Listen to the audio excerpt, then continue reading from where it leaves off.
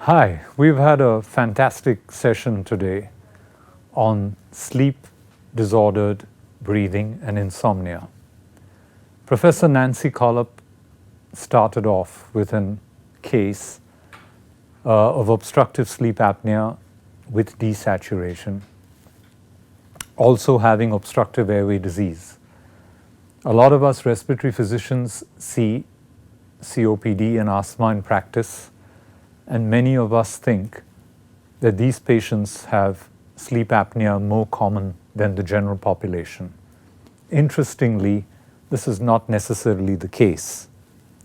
However, evaluating such patients more accurately came across beautifully in her case, where she described how you can use overnight oximetry, such a simple test, more often in your clinical practice and to significant benefit to your patients who desaturate at home while asleep and who have concomitant obstructive airway disease.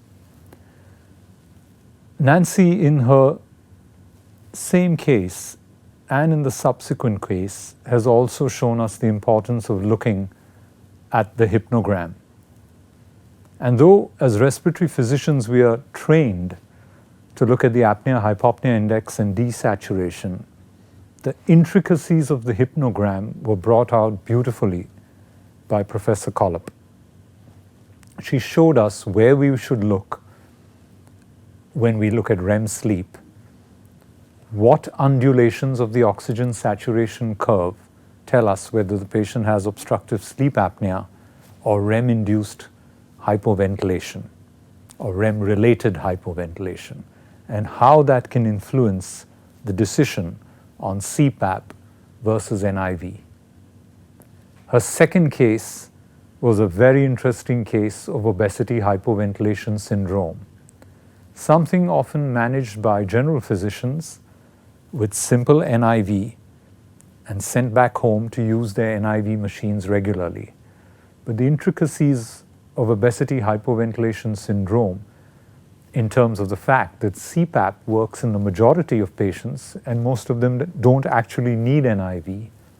And again, reading that polysomnogram in a patient with OHS, and how commonly we miss out subtle features on that PSG that we shouldn't be. So those were two outstanding cases on sleep apnea with comorbid COPD and obesity hypoventilation syndrome. From there, we went to Dr. Emerson Wickwire.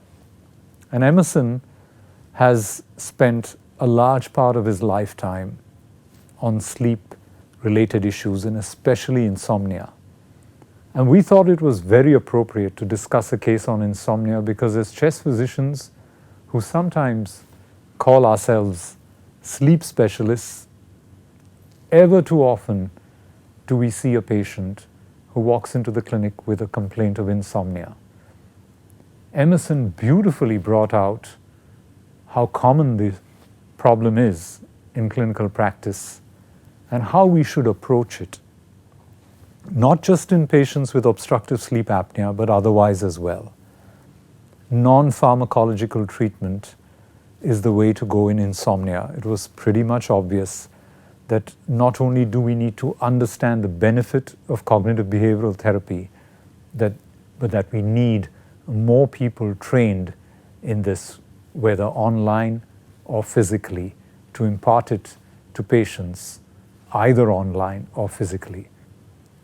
And cognitive behavioral therapy will go a long way in helping our patients with insomnia.